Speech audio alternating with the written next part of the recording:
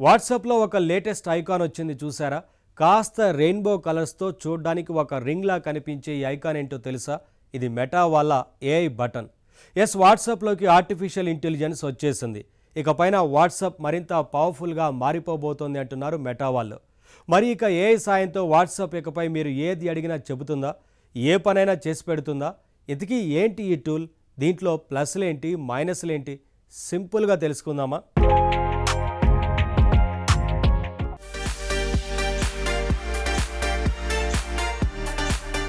ఇందుగలడు అందులేడు అనే సందేహము వలదు అన్నట్టుగా ఇప్పుడు ఏఐ అన్నిట్లోకి అడుగు పెడుతోంది. ఏఐ అంటే ఎక్కడో ఉంది, మనకు అందుబాటులో లేని టెక్నాలజీ అనే భ్రమలో ఇంకా ఉన్నవాళ్లున్నారు. మరి ఈ తరుణంలో మెటా వాళ్ళు ఏఐతో ఓ అడుగు ముందుకు వేశారు. మీరు నిత్యం వాడే వాట్సాప్ లోనే ఏఐని కూడా ఒక భాగంగా చేసి జనం జోబుల్లోకి ఏఐని తెచ్చేశారు. తాజాగా వాట్సాప్ లో ఏఐ బటన్ ఒకటి యాడ్ అయింది.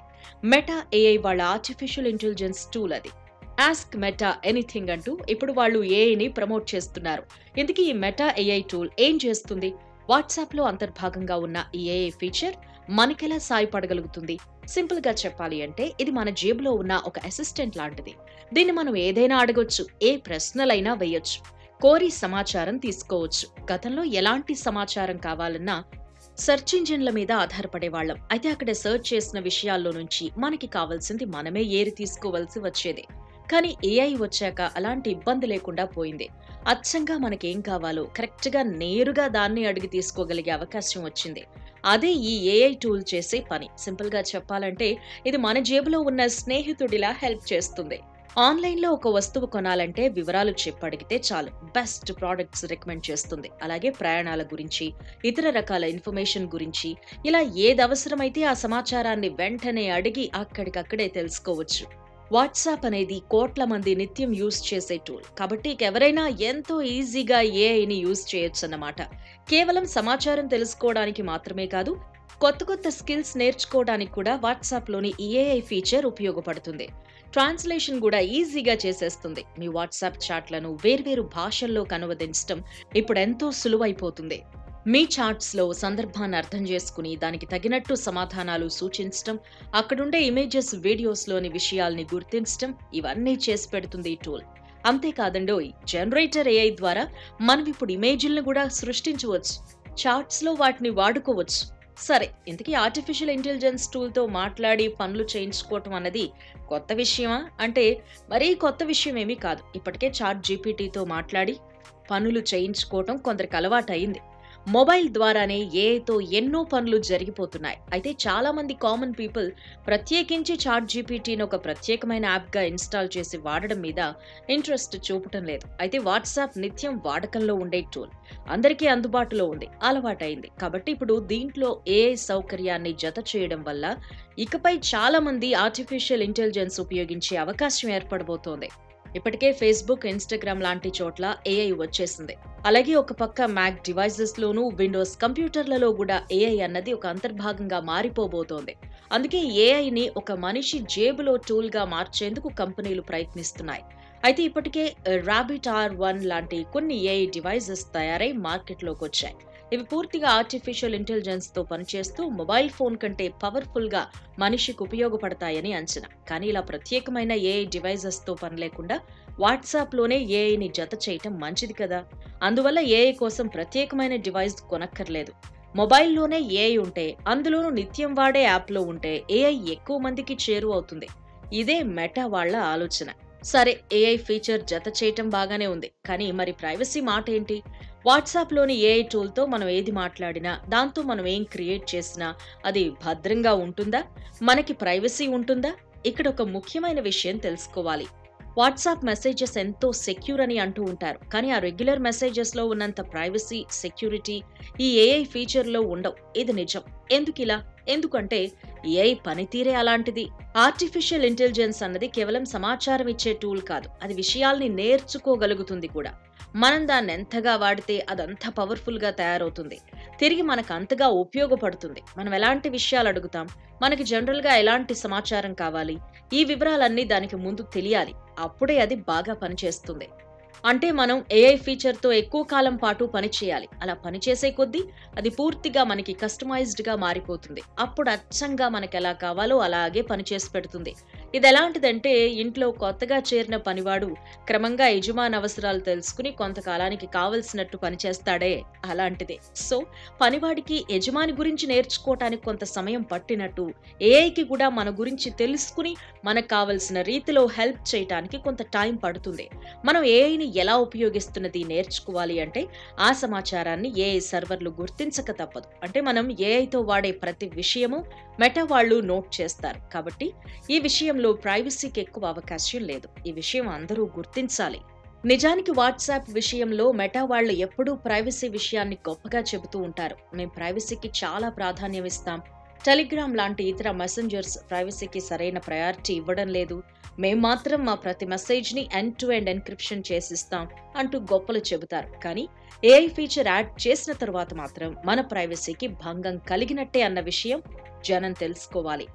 ఏదేమైనా సౌకర్యం పెరగాలి అంటే ప్రైవసీని త్యాగం చేయాల్సిందే. మనం యూజ్ చేయగా ఈ ఏఐ ఫీచర్ మనకెంతో బాగా ఉపయోగపడే అవకాశం ఉంది. మరి ఏఐ వంకపెట్టి మెటా వాళ్ళు భవిష్యత్తులో వాట్సాప్‌లో ప్రైవసీకి ఎంత ప్రాధాన్యం ఇస్తారు? ఈ ఏఐ ఫీచర్ ప్రాక్టికల్‌గా ఎంత ప్రయోజనకరంగా ఉండబోతోందో ఇవన్నీ తెలుసుకోవాలి అంటే మరికొంతకాలం ఆగక తప్పదు. జనం దీన్ని బాగా యూజ్ చేసిన తర్వాత మాత్రమే మనకి దీంట్లోని ప్రయోజనాలు, ప్రాబ్లమ్స్ అర్థమవుతాయి. Let's wait.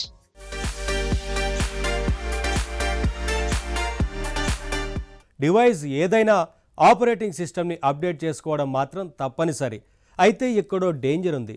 మీకు తెలుసుగా, ఆపరేటింగ్ సిస్టమ్ని షార్ట్కట్లో ఓఎస్ అని అంటారు. ఓఎస్ అన్నాం కదా అని ఓఎస్ అంటూ కనిపించిన ప్రతి అప్డేట్కి ఎస్ చెప్పేస్తే ఆ తర్వాత ప్రమాదాలు ముంచుకొస్తాయి. అదేంటి అప్డేట్ చేసుకోవడం కూడా డేంజరేనా అనకండి. ఎస్ తెలిసి తెలియక చేస్తే అది డేంజరే. మరి ఆ డేంజర్ ఏంటో ఈ సీన్స్ చూస్తే మీకే అర్థమవుతుంది. హ్యాపీ సత్తమ్మ 100కి 3 అన్న 100 ఐదు ఇస్తావా 4 వస్తుంది 4 వస్తుంది 5 తీసుకుంటాను నేల 100కి 200కి 100 తీసుకుంటాను. ఒక్క నిమిషం. హలో, ఎవరండి? సార్ టెక్ జనార్దన్ గారేనండి? చెప్పండి. సార్ అర్జెంటుగా నాకు హెల్ప్ కావాలండి. నా ల్యాప్టాప్లో ఏమైందంటే టెక్ ప్రాబ్లమా? నేను బయట ఉన్నానండి, కాస్త ఆగి తర్వాత చూస్తారా ప్లీజ్? సార్ ఇది చాలా స్లో అయిపోయింది సార్. నిన్న పొద్దున పర్వాలేదు, ఇప్పుడు చూస్తేనేమో ఓకే అండి, సాల్వ్ చేద్దాం. ఇప్పుడు నేను బయట ఉన్నానండి. ఇంటర్నెట్ ఓపెన్ చేద్దామంటే ఈ బ్రౌజింగ్ ఎంతసేపటికి ఓపెన్ అవ్వట్లేదు సార్. సిస్టమ్ ఆన్ చేశాక అరగంట అయితే కానీ ఆన్ అవ్వట్లేదు సార్. ఓకే అండి, ఓకే ప్రాబ్లం చెప్తులే కానీ ఇప్పుడు నేను ప్రజెంట్ మార్కెట్లో ఉన్నానండి, తర్వాత కాల్ చేయండి. సార్ అసలు ఈ ల్యాప్టాప్ ఓపెన్ చేయాలంటే చాలా ఇబ్బంది పెట్టేస్తుంది. మీరు నన్ను ఇబ్బంది పెట్టకండి సార్, తర్వాత చూస్తున్నాను కదా. సార్ డబ్బులు సార్. సార్ ముందు అర్జెంట్గా ఏదో సొల్యూషన్ చెప్పండి సార్. సిస్టమ్ స్లో అయిపోకుండా ఉండాలంటే ఏం చేయాలి సార్? ఏముందండి, అప్డేట్స్ అన్ని కరెక్ట్గా చేసుకోవాలి. ఆపరేటింగ్ సిస్టమ్, యాంటీవైరస్, బ్రౌజర్ ఇవన్నీ అప్డేటెడ్గా ఉండేలా చూసుకుంటే ఎలాంటి ప్రాబ్లమ్స్ రావండి. అయితే ఓకే సార్, థ్యాంక్ యూ. అబ్బా వదిలేరా బాబు ఎంత ఫోన్ పే ఉందా? బాబు ఆటో.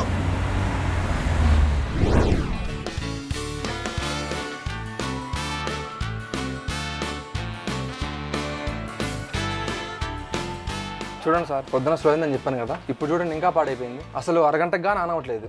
ఏంటండి ఆన్ అవ్వడం ఏంటి, ఆ స్లో అవ్వడం ఏంటి, ఆ కంగారు ఏంటి నాకేం అర్థం కావట్లేదు. అదేంటి సార్, పొద్దున కాల్ చేసి మీకు అన్ని చెప్పాను కదా. పొద్దున? అదే సార్, మీరు అప్పుడు మార్కెట్లో ఉన్నా అన్నారు. అప్పుడు కాల్ చేసింది తమరా బాబు? గుర్తొచ్చిందా సార్? నా ల్యాప్టాప్లో ప్రాబ్లం గురించి చెప్పాను కదా సార్. ఏమండి, రోజు చాలా మంది ప్రాబ్లమ్స్తో కాల్ చేస్తూ ఉంటారు. ఎన్ని గుర్తుపెట్టుకుంటాం, ఎవరినని గుర్తుపెట్టుకుంటాం. అయినా గుర్తుపట్టడానికి మీరు చేసింది వీడియో కాల్ కాదు కదా. అయితే ఈసారి నుంచి మీకు వీడియో కాల్సే చేస్తాను సార్. సరే చెప్పండి, విషయం ఏంటి? మీ ల్యాప్టాప్ స్లో అయిపోయింది అంతేనా? స్లో అవడం కాదు సార్, సర్వనాశనం అయిపోయింది. నిజానికి దీనికి కారణం మీరే. ఏంటి? నేనా? మీరు అంటే మీరు ఇచ్చిన సలహా సార్. అందువల్ల సిస్టమ్ పాడైందని అనిపిస్తుంది. బాగుందండి, అసలు మీరు ఎవరో కూడా నాకు తెలీదు, అడగకుండా లోపలికి వచ్చేసారు. పైగా నీ సిస్టమ్ నేను పాడు చేశానంటావా? మీరే కదండి సలహా చెప్పారు. పొద్దున మీరేం చెప్పారో అదే చేశాను. అప్పటి నుంచి వరస్ట్గా తయారైంది అది. సరే నేనేం చెప్పాను, మీరేం చేశారు? ల్యాప్టాప్ స్లో అయిందండి అన్నాను కదా. అంటే మీరేమో అప్డేట్స్ చేసుకోవాలి అన్నారు, అప్పుడే ప్రాబ్లమ్స్ రావు అన్నారు. అయితే ఆపరేటింగ్ సిస్టమ్, బ్రౌజర్ ఇంకా ఏవో చెప్పారు, అవన్నీ అప్డేట్ చేయమన్నారు. అవునండి, ఇప్పుడు అదే చెప్తాను. అది జనరల్ సజెషన్ అండి, ఎవరైనా అలాగే చేస్తారు. ఆపరేటింగ్ సిస్టమ్, బ్రౌజర్, యాంటీవైరస్ ఇవన్నీ అప్డేటెడ్గా ఉంటేనే ప్రాబ్లమ్స్ తగ్గుతాయి. ఏమో సార్, నాకైతే అలా అప్డేట్ చేయగానే ప్రాబ్లం పెరిగింది. ప్రాబ్లం పెరిగిందా? అవును సార్, ఇంతకుముందు స్లోగానే ఉండేది. ఇప్పుడు ల్యాప్టాప్ ఆన్ అవ్వడానికి అరగంట పడుతుంది. చూడండి. ఒక నిమిషం. చూసారా ఎంత స్లో అయిందో? మీరు చెప్పినట్టు అప్డేట్ చేశాక ఎంత ప్రాబ్లం అయిపోయింది. అది బాగుందండి. సలహా చెప్పడమే తప్పైందన్నమాట. అసలు మీరు ఏం అప్డేట్ చేశారు? ఏమో సార్, నాకేం తెలుసు. మీరు అప్డేట్ చేయమన్నారో అది చేశాను. చేశారు సరే, అప్డేట్ చేసింది బ్రౌజరా, యాంటీవైరసా, ఆపరేటింగ్ సిస్టమా అదేనా చెప్పండి. అవన్నీ నాకేం తెలుసు సార్. మీరు అప్డేట్ చేయమన్నారు, అక్కడ అప్డేట్ అని కనిపించింది, క్లిక్ చేశాను, అంతే. భలే ఉందండి. ఇదేనా మీరు చేసిన అప్డేట్? అవును సార్, ఇదే ఇక్కడే క్లిక్ చేశాను. ఇది అప్డేట్ కాదండి బాబు, వైరస్. వైరసా? అదేంటి సార్, మీరు అప్డేట్ చేయమన్నారనే కదా చేశాను. బాగుందండి. అప్డేట్ చేయమన్నాం కదా అని అప్డేట్ అని కనిపించిన ప్రతి చోట క్లిక్ చేస్తారా ఏంటి? వీటిని రోగ్ వైరస్లు అని అంటారు. పైకి హెల్ప్ చేస్తున్నట్టే కనిపిస్తాయి, నిజానికి ఇవి సిస్టమ్ని దెబ్బతీస్తాయి. అమ్మో, ఏది కరెక్ట్ అప్డేటో ఏది కాదో మాలాంటి వాళ్ళకి ఎలా తెలుస్తుంది సార్? కాస్త కామన్ సెన్స్ ఉపయోగించాలండి. బ్రౌజర్ని అప్డేట్ చేయాలంటే ముందు మెనూలోకి వెళ్ళాలి. అబౌట్ ఆప్షన్లో చూడాలి. అప్డేట్ అని ఉంటే అక్కడ కనిపిస్తుంది. ఓహో. ఓఎస్ అప్డేట్ చేయాలంటే సెట్టింగ్స్లో విండోస్ అప్డేట్ దగ్గర చూడాలి. అప్డేట్ చేయి అని కనిపించగానే ఎక్కడ పడితే అక్కడ నొక్కేయకూడదు. ఇలాగే యాంటీవైరస్ అప్డేట్ కూడా జెన్యూనా కాదా అని చెక్ చేసుకోవాలి. అంతేగాని అప్డేట్ అని ఏ విండో మీద కనిపించినా క్లిక్ చేస్తానంటే సిస్టమ్స్ పోతాయి. అయితే నా సిస్టమ్ ఇప్పుడు పోయినట్టేనా సార్? లేదులే, రీసెట్ చేసి బాగు చేద్దాం. అయినా ఎందుకంటే మీకు అంత తొందర? మీరే కదండి అప్డేట్ చేయమన్నారు, అందుకే తొందరగా స్పీడ్ పెంచుకుందామని వెంటనే చేసేసాను. నేను బయట ఏదో పనిలో ఉంటే తొందర పెట్టారు. అర్జెంట్ ఏమోనని జనరల్ సజెషన్ ఇస్తే అడ్డమైనవన్నీ ఇన్స్టాల్ చేశారు. ఈసారి అలా చేయండి సార్. ఇప్పుడు నా సిస్టమ్ అయితే బాగవుతుంది కదా? చేద్దాంలే. అయినా నేను ఇక్కడ ఉన్నది టెక్ సలహాలు ఇచ్చి ప్రాబ్లమ్స్ సాల్వ్ చేయడానికి, అంతేగాని ప్రతి సిస్టము రిపేర్ చేయడానికి కాదు. Sorry sir. సారీ ఎందుకండి, ఈసారి మాత్రం జాగ్రత్తగా ఉండండి. అలాగే సార్. సరే, నేను ఈ సిస్టమ్ స్కాన్ చేసి రీసెట్ చేస్తాను. రేపు వచ్చి తీసుకెళ్ళండి. పర్సనల్ డేటా ఏం లేదు కదా? ఏం లేదు సార్, అది అసలు ఓపెన్ అయింది ఎప్పుడు కరెక్ట్గా డేటా పెట్టడానికి. సరే, ఇంకెప్పుడు హడావిడిగా కాల్ చేసి ఇలా సలహాలు అడగండి దయచేసి. ఓకే సార్, ఇక మీదట వీడియో కాల్స్ మాత్రమే చేస్తాను క్లియర్గా. ఉంటాను. ల్యాప్టాప్ సెట్ అయినాక కాల్ చేయండి. పెద్ద కస్టమర్ మరి. ఈ టెక్ ఎక్స్పర్ట్ జాబ్ ఏమో కానీ సిస్టమ్ మెకానిక్లా అయిపోయింది నా పరిస్థితి. పైగా ఫ్రీ సర్వీసు. ఎంత అందమైన ఇమేజ్ అయినా సరే బ్లర్డ్గా ఉంటే చూడటానికి బాగుండదు. క్లియర్గా ఉన్నప్పటికీ చిన్న సైజులో ఉంటే పెద్దగా ఎంజాయ్ చేయలేం. ఎంత గొప్ప ఇమేజ్ అయినా సైజులో పెద్దగా ఉన్నప్పుడే అది మరింత అట్రాక్టివ్గా అనిపిస్తుంది. సరే, చిన్న సైజులో ఉన్న ఇమేజ్ని పెద్దగా మార్చుకోవడం ఇప్పుడు పెద్ద విషయం ఏమీ కాదు. దీన్నే సింపుల్గా అప్స్కేలింగ్ అంటాం. అయితే ఇప్పుడు ఏఐ వచ్చాక అప్స్కేలింగ్ అనే ప్రక్రియకి క్రియేటివిటీ కూడా యాడ్ అవుతుంది. అరే, ఇచ్చిన బొమ్మని క్లియర్గా చేస్తే చాలు కదా, క్వాలిటీ పోకుండా చిన్న బొమ్మని పెద్దగా మారిస్తే చాలు కదా, మళ్ళీ ఈ క్రియేటివిటీ గోలేంటి, ఏంటి ఈ క్రియేటివిటీకి ప్రయోజనం అంటున్నారా? ఒక ఇమేజ్ని క్రియేటివ్ అప్స్కేల్ చేసినప్పుడు ఆ ఎఫెక్ట్ ఎలా ఉంటుందో ఇదిగో ప్రాక్టికల్గా మీరే చూడండి. మరి గతంలో చిన్న చిన్న ఇమేజెస్ను మనం అప్స్కేల్ చేస్తే క్వాలిటీ మిస్ అయ్యేది. చిన్న చిన్న ఇమేజెస్ని పెద్దగా ఏం చేసినా సరే అవి పిక్సలేట్ అయిపోయాయి. కానీ ఏఐ వచ్చిన తర్వాత ఒక చిన్న ఇమేజ్ని అప్స్కేల్ చేయడం ఈజీ అయిపోయింది. ఆ క్వాలిటీ అలానే ఉంటుంది, పిక్సలేట్ అవ్వదు ఆ పిక్చర్. కానీ ఇప్పుడు అప్స్కేలింగ్తో పాటు క్రియేటివిటీ కూడా యాడ్ చేసే ఒక మంచి టూల్ ఉంది. క్రియేటివిటీ అంటే మనం ఇచ్చిన ఒరిజినల్ ఇమేజ్లో ఉన్న దాంతోపాటు ఇంకొంత ఎక్కువగా ఎలిమెంట్స్ని యాడ్ చేసి ఆ పిక్చర్ని మంచిగా చేసి చూపిస్తుంది. ఒక మంచి టూల్ ఉంది, ఆ టూల్ని ఇవాళ పరిచయం చేసుకుందాం. సో ఇది క్రియేటివ్ అప్స్కేలర్. ఇక్కడ మనం కస్టమైజ్డ్ ఇమేజెస్తోని చేయొచ్చు. సో ఇక్కడ ఈ చూజ్ క్లిక్ చేసుకొని మన ఇమేజెస్ని కస్టమైజ్డ్గా మన ఇమేజెస్తో చేయొచ్చు. ముందు ఆల్రెడీ ఇక్కడ ఉన్న ఇమేజెస్తోని ట్రై చేద్దాం. ఇక్కడ ఉన్న ఆప్షన్స్ ఏంటో కూడా చూద్దాం. సో ఫస్ట్ ఇక్కడ ఒక ఇమేజ్ ఉంది కదా, ఈ ఇమేజ్తో ట్రై చేద్దాం. గుడ్లగోబ పిక్చర్ని ఇస్తున్నాం. ఈ ఇమేజ్ ఒరిజినల్ ఇమేజ్కి ఏం క్రియేటివిటీగా యాడ్ చేస్తుంది, అలాగే ఎలా అప్స్కేల్ చేస్తుంది ఏంటి, ఆ తర్వాత ఇమేజ్ ఏం జనరేట్ అవుతుంది అనేది చూద్దాం. జస్ట్ రన్ క్లిక్ చేస్తే చాలు. ఉన్న ఇమేజ్తో మనం ట్రై చేస్తున్నాం. ఇక్కడ కొన్ని ఆప్షన్స్ ఉన్నాయి. ఫస్ట్ ఈ ఆప్షన్స్లో ఇంకా క్రియేటివిటీ అనేది మనం ఏం కోరుకుంటున్నాం అనేది ఈ టెక్స్ట్ ప్రాంప్ట్ ఇవ్వచ్చు. ఈ ప్రాంప్ట్లో సో స్కేల్ అప్స్కేల్ చేయడం అనేది మనం ఇమేజ్ని సైజ్ పెంచుతున్నాము. అలాగే క్రియేటివిటీ ఇచ్చారు కదా, క్రియేటివిటీ మనం ఎక్కువ పెడుతున్న కొద్ది ఏమవుతుందంటే కొంచెం ఇమేజ్లో క్రియేటివిటీ ఎక్కువ కనిపిస్తుంది, ఒరిజినల్ ఇమేజ్ కాస్త మారేందుకు ఛాన్స్ ఉంటుంది. కాబట్టి కాస్త క్రియేటివిటీ ఉన్న దగ్గర తక్కువ నంబర్ పెట్టుకుంటే ఒరిజినల్ ఇమేజ్ అలానే ఉంటుంది, ఎక్స్ట్రా ఎలిమెంట్స్ అనేది యాడ్ అవుతాయి, బాగుంటుంది.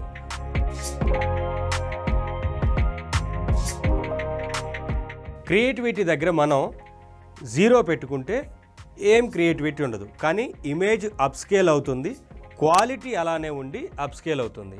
కానీ క్రియేటివిటీ కొంత మనం యాడ్ చేసుకోవాలి, అదనంగా ఎలిమెంట్స్ యాడ్ అవ్వాలి, దీనికంటే కొంచెం నంబర్ పెట్టుకోవాల్సి ఉంటుంది. ఇప్పుడు 3 మీద పెట్టుకున్నాం.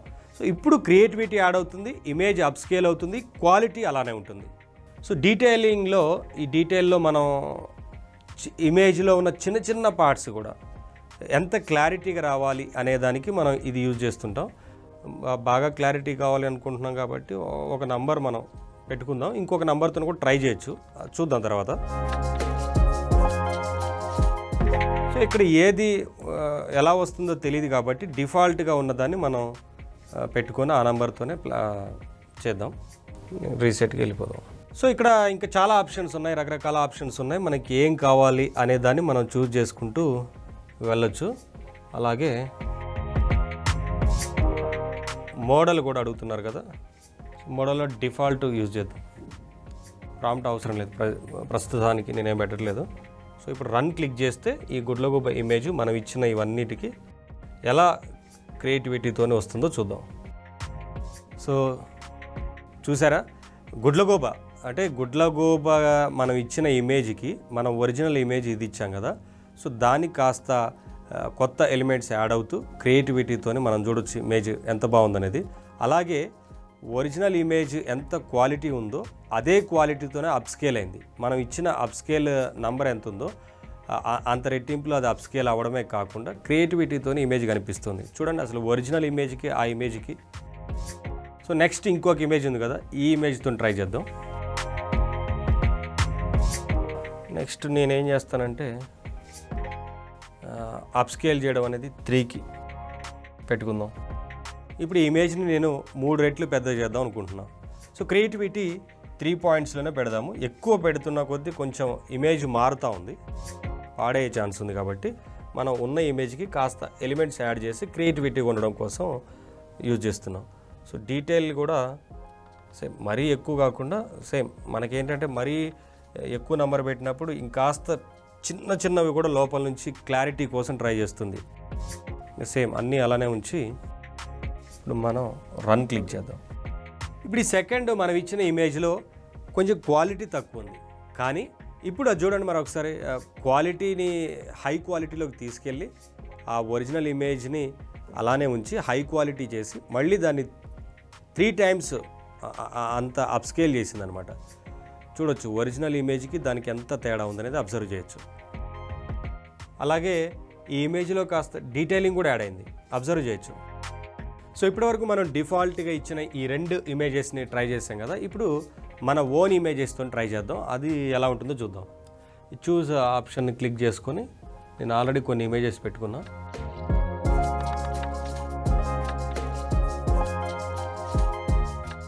ఓకే, ఇప్పుడు ఒక ఇమేజ్ ఉంది, ఈ ఇమేజ్ని తీసుకుంటున్నా, ఈ ఇమేజ్తో ట్రై చేద్దాం చూస్ చేసుకొని. సో ఈ ఇమేజ్కి కాస్త బ్లర్డ్గా ఉంది కదా ఈ ఇమేజ్ ఎలా క్వాలిటీ వస్తుంది అనేది చూద్దాం. ఈ ఇమేజ్ని 2 టైమ్స్ చేద్దాం, అప్స్కేల్. క్రియేటివిటీ కాస్త ఎక్కువ పెడితే ఎలా ఉంటుందో చూద్దాం. క్రియేటివిటీ కొంచెం ఎక్కువ పెట్టి చూద్దాం. రన్ క్లిక్ చేస్తున్నాం.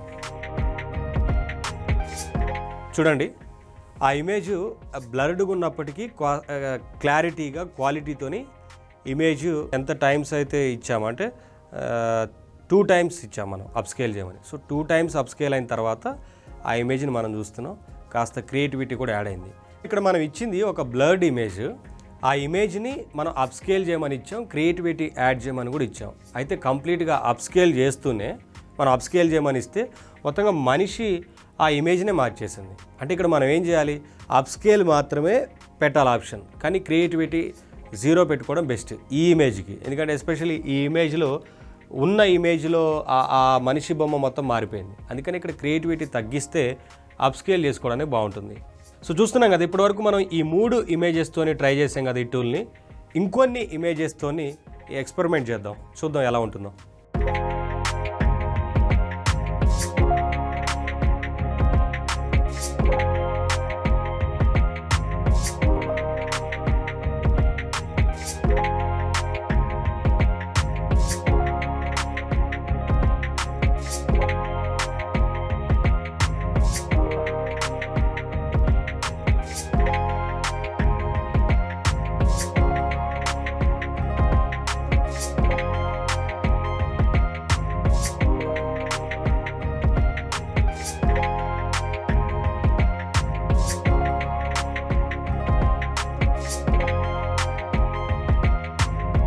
సో చూశారు కదా, మొత్తంగా అయితే ఇమేజెస్ని అప్స్కేల్ చేసుకోవడం కోసం యూజ్ చేయొచ్చు. అప్స్కేల్ చేసినప్పుడు క్వాలిటీ మిస్ అవ్వకుండా దానికి క్రియేటివిటీ కూడా యాడ్ చేస్తుంది. కాకపోతే అప్గ్రేడ్ అవ్వాలి, అంటే ఫ్రీ టూల్ కాదు, ఒక 2-3 మాత్రం ఫ్రీగా చేసుకోవచ్చు. కానీ ఆ తర్వాత ఇంకా ఎక్కువ యూజ్ చేయాలి అంటే కనుక అప్గ్రేడ్ అవ్వాల్సి ఉంటుంది. అప్గ్రేడ్ అవ్వాలంటే $10 వరకు పే చేయాల్సి ఉంటుంది. ఫ్రీగా చేయాలంటే మాత్రం 2-3 ఇమేజెస్ వరకు ట్రై చేయొచ్చు, ఎవరైనా ట్రై చేయొచ్చు.